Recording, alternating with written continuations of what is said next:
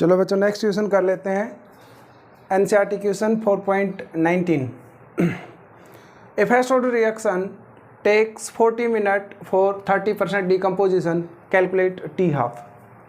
एक first order reaction है जो कि 40 मिनट ले रही है 30% डिकम्पोजिशन के लिए, तो calculate the T half. First of all देखिए, हमें पता है कि कोई भी फर्स्ट ऑर्डर रिएक्शन होती है तो उसका रेट कांस्टेंट क्या होता है। फर्स्ट ऑर्डर रिएक्शन का rate constant 2.303 t log initial concentration और concentration at any time. A initial concentration A minus X initial concentration at any time, क्योंकि डिक्रीज हो जाती है ना, कुछ शुरुआत में जो कंसंट्रेशन उसका कुछ डिक्रीज हुआ मिलेगा। ओके, अब यहाँ जो दे रखा है वो बताइए 2.303 log इनिशियल कंसंट्रेशन परसेंटेज में है 30% डिकम्पोज हो जाती है, इट मीन्स इनिशियल कंसंट्रेशन 100 मानिए और 30% डिकम्पोज होगी मीन्स 30 लेस कर दीजिए इसमें, और टाइम हमारा कितना है, टेक्स 40 मिनट, तो यहाँ 40 और के यानी कि रेट कांस्टेंट की वैल्यू आएगी, उसकी सहायता से अपना टी हाफ कैलकुलेट होगा।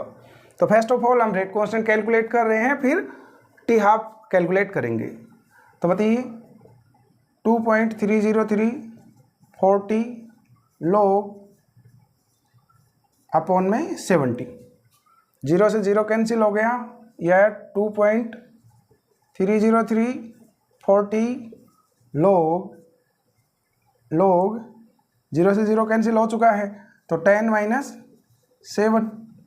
ओके, log 10 कितना होता है, log 10 होता है 1, और log 7 की log टेबल की सहायता से वैल्यू देखेंगे तो ये कितनी आती है 0.8451, 0.8451 log 7 की log टेबल की सहायता से 0.8451। इसको सब्ट्रैक्ट करेंगे तो कितना है बताइए 0.1549। सब्ट्रैक्ट तो कर ही सकते हो, 1 में से इनकी गुणा करी, यानी कि 2.303 और 0.1549 की मल्टीप्लाई करी तो कितना रहे, मल्टीप्लाई कर लीजिए आप, ये आएगा 0.357 अपॉन में 40, और इसको डिवाइड करेंगे तो it comes out to be, divide करके देखेंगे तो कितना आएगा 0.0891, यानी कि ये हमारा क्या आ गया बच्चों, रेट कांस्टेंट। अब इस रेट कांस्टेंट की सहायता से हम क्या करने वाले हैं, हाफ लाइफ कैलकुलेट करने वाले हैं। तो हाफ लाइफ क्या होता है बताइए, फर्स्ट ऑर्डर रिएक्शन का हाफ लाइफ 0.693 अपॉन में के हमारा क्या है, अभी ये पुट कर देंगे के की वैल्यू जो अभी रिसेंटली हमें कैलकुलेट कर रही है, it comes out to be, यदि कैलकुलेशन करेंगे ओके आप इससे डिवाइड करेंगे तो कितना रहा है 7.7 मिनट इनवर्स, क्योंकि फर्स्ट ऑर्डर है तो इसकी यूनिट क्या आएगी, टाइम इनवर्स। तो इसका फाइनल आंसर आ गया, कितना टाइम लगेगा उस 30% डिकम्पोजिशन का, हाफ लाइफ कितना होगा 77.7 मिनट। ओके बच्चों, चलो नेक्स्ट क्वेश्चन कर लेते हैं। तो चलिए बच्चों अपना नेक्स्ट क्वेश्चन कर लेते हैं। 20th क्वेश्चन हमारे पास है, For the decomposition of azoisopropane to hexane and nitrogen at 453 Kelvin, following data are obtained। यानी कि azoisopropane डिकम्पोज हो रहा है और डिकम्पोज होकर के हेक्सेन और क्या दे रहा है, नाइट्रोजन दे रहा है, और ये डाटा दे रखे टेम्परेचर 453 केल्विन है। अपने को क्या कैलकुलेट करना है, रेट कांस्टेंट, यानी कि के की वैल्यू कैलकुलेट करनी है। ओके बच्चों, rate constant first order reaction है, ठीक है, फर्स्ट ऑर्डर रिएक्शन, और ये रेट कांस्टेंट कैलकुलेट करना है। प्रेशर दे रखा है, देखो सबसे पहले एजोआइसोप्रोपेन लिखिए। एजोआइसोप्रोपेन क्या होता है, this is called azoisopropane, CH3 twice और इधर CH3 twice, this compound is called azoisopropane. और ये डिकम्पोज होकर के किस में टूट रहा है, डिकम्पोज होकर के टूट रहा है नाइट्रोजन और हेक्सेन में, यानी कि C6H14, राइट। शुरुआत में इसका प्रेशर 0 था, शुरुआत में इसका प्रेशर P था मान लेते हैं, इनिशियल कंसंट्रेशन इसका P0 मान लेते हैं। ओके, तो इसका कितना था, ये तो बने ही नहीं थे, जब टाइम 0 था तो जितना भी प्रेशर था वो एजोआइसोप्रोपेन का था, ये तो बने ही नहीं थे, ये डिकम्पोज हुए। आफ्टर टाइम टी लगा लीजिए, क्या इसमें से कुछ कम हो गया एक्स मतलब कितनी भी क्वांटिटी ऑफ डिक्रीज होगी, तो जितनी वहाँ से डिक्रीज होकर के आई है उतनी ही ये फॉर्म होंगे। ये बात समझ में आई? देखिए ये इनिशियल कंडीशन है, इनिशियली हमने ये लिया, और एट टाइम टी क्या प्रेशर हो गया, क्योंकि कंसंट्रेशन की बजाय यहाँ प्रेशर मानना पड़ेगा, क्योंकि ये गैसेज फॉर्म हो रही है, जितनी भी है ये गैसेज है, तो यहाँ कंसंट्रेशन की बजाय हम क्या कंसिडर करेंगे, प्रेशर कंसिडर करेंगे। तो इसमें पी नोट में से यानी कि शुरुआत वाले में से एक्स घट कर गया है, तो ये एक्स बने हैं, इनका प्रेशर एक्स हो गया। तो total pressure after time T यानी कि P T, pressure after time T total pressure जोड़ लो रिएक्टेंट और प्रोडक्ट्स का, पी नोट माइनस एक्स, इधर से एक्स प्लस एक्स, राइट, ये कंप्लीट प्लस ये इन तीनों को जोड़ लिया, टोटल प्रेशर आ गया रिएक्शन मिक्सर का। यहाँ से ये कैंसिल हो गया, और इधर एक्स की वैल्यू हमें मिल गई P T minus P note, okay.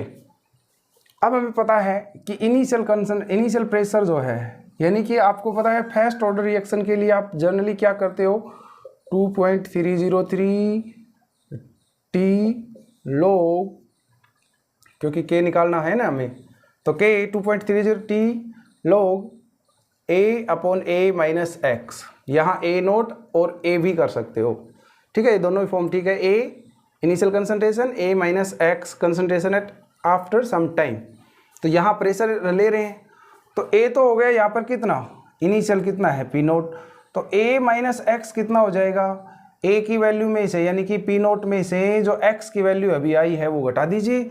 X की वैल्यू कितनी आई अभी हमें P T minus P note, यानी कि हमने P T minus P note कर दिया, समझाया। A माइनस एक्स कैसे आया, A की तो वैल्यू जो पी नोट है क्योंकि इनिशियल कंसंट्रेशन है, A माइनस एक्स मतलब X घट करके आए हैं, तो कितना घट गया, शुरुआत वाले में से शुरुआत वाला पी नोट था, कितना घट गया, P T minus P note, क्योंकि X की वैल्यू ये आई है, तो बताइए कितना हो गया, पी नोट, इनको करेंगे तो ये प्लस का हो जाएगा, और ये टोटल हम लिख देते हैं सीधा P note minus P T A minus x हो गया, राइट बच्चों।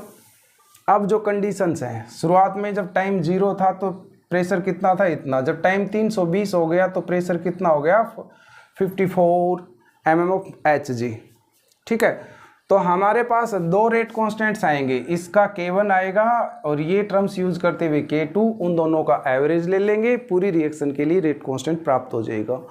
चलिए तो फर्स्ट K1 कैलकुलेट करते हैं, फार्मूला यही लगाना है यहाँ, बताइए तो फार्मूला पुट करिए टर्म्स को, देखो K फर्स्ट इस कंडीशन के लिए जब टाइम 320 है और प्रेशर कितना है 54, बताइए तो 2.303 टाइम 320 यानी कि 320 लोग, इनिशियल कंसंट्रेशन कितनी है, इनिशियल कंसंट्रेशन पी नोट, और वो दे रखी है इनिशियल तो 35 ही रहेगी, ये बदलती थोड़ी है, इनिशियल फिक्स रहती है, बदल तो ये रही है, कभी ये 54 हो गई, फिर 33 हुआ, और भी बढ़ जाता प्रेशर और डाटा होते तो इनिशियल तो हमारे पास कितनी है 35, और A माइनस एक्स कितना है, A minus x 2P note minus PT, 2P note minus PT, चाहो तो आप यहाँ भी इनकी भी वैल्यू रख सकते हो, रखनी ही पड़ेगी, 2.303 320 log 35 टू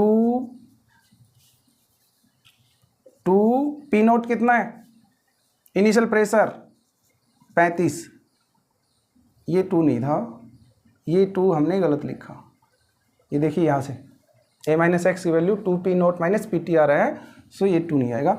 PT कितना है, pressure at any time, PT pressure at any time 54, okay. चलो बताइए, हमारे पास आ रहा है 2.303 320 log 35 70 माइनस 54, 2.303 320 log 35 और ये कितना बच गया 35, 70 में से 54 गया तो कितना बच गया बच्चों, ये बच गया 16। ओके 16।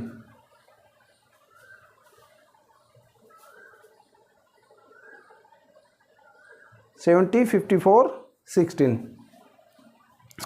नेक्स्ट बताइए, अब अपने को log 35/16 की कैलकुलेशन करना है। तो हो गया 2.303320 log 35 माइनस log 16। अब log 35 की वैल्यू कितनी है 2.303320। log 35 की log टेबल की सहायता से देखेंगे तो ये आती है 1.5441 यानी कि 1.5441 और log 16 की log टेबल से आती है 1.2041। देखिए कैलकुलेशंस आप साथ साथ कर सकते हो। ओके आप कैलकुलेटर्स यूज़ कर लीजिए, थोड़ा सा आसान हो जाएगा आपके लिए। हालांकि कैलकुलेटर्स ज़्यादा यूज़ नहीं करना चाहिए। तो बताओ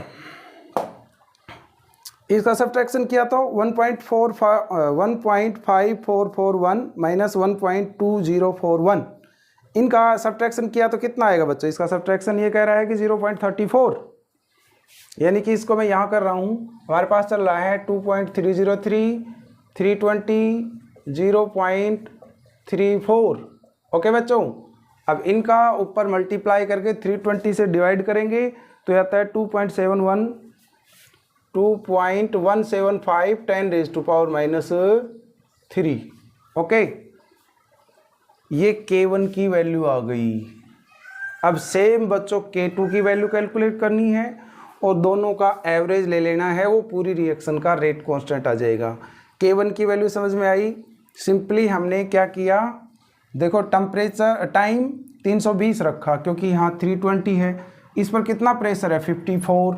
इनिशियल प्रेशर तो 35 ही रहने वाला है, P0 35, pressure after time T 54 ऊपर दे रखा है डाटा टेबल से। ओके इनकी कैलकुलेशंस करी, 70 54 हो गया, 70 में 54 हो गया, 16 बचा।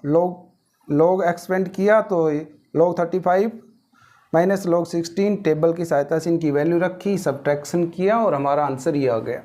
ये किसका आया है, log K1 की वैल्यू आई है। ओके बच्चों, अब अपने को K2 कैलकुलेट करना है। चलो तो बताओ, हमारा ये फार्मूला यूज़ होने वाला है बार बार, ये फार्मूला। चलो log K2 की वैल्यू और कैलकुलेट करो, ये log K2 की, फिर एवरेज ले लेंगे, फाइनल आंसर आ जाएगा। K2 निकालने के लिए बताइए 2.303, अब की बार टाइम कितना हो गया 760, log इनिशियल कंसंट्रेशन तो वही है 2P0 माइनस PT, P0 कितना है, P0 वो तो वही 35 रहेगा। अब प्रेशर कितना हो गया, इतना। ओके 2.303 760, और इनकी जब कैलकुलेशंस करेंगे बच्चों तो क्या आएगा बताओ, 35 और 70 में से इतना गया तो log 7। जब आप इनकी कैलकुलेशंस करेंगे, जैसे कि मैंने K1 की पूरी कैलकुलेट करके दिखाई है, ऐसे ही इसका आंसर क्या आ जाएगा, K2 का आंसर आ जाएगा 2.235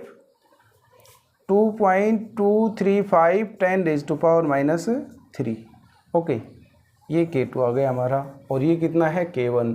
इन दोनों को एवरेज कर लीजिए, दोनों का एवरेज, तो जो K आएगा वो क्या आएगा, K1 प्लस K2/2।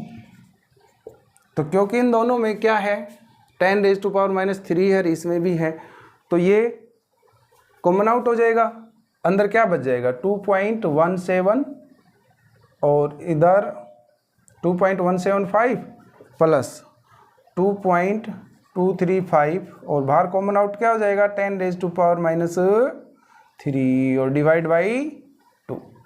ओके इनको ऐड करके आप 2 से डिवाइड करेंगे तो 2.202 10⁻³ ये हमारा फाइनल आंसर आ जाएगा। देखो छोटी छोटी कैलकुलेशंस तो बच्चों आप करनी ही पड़ेगी आपको, सारी मैं नहीं करके दिखा सकता आप लोगों को। तो ये क्लियर हो गया कैसे किया हमने जी, रेट कांस्टेंट निकाला दो, K1 और K2, और उन दोनों का एवरेज कर लिया, फाइनल रेट कांस्टेंट हमारे पास आ गया। चलो नेक्स्ट क्वेश्चन करते हैं बच्चों।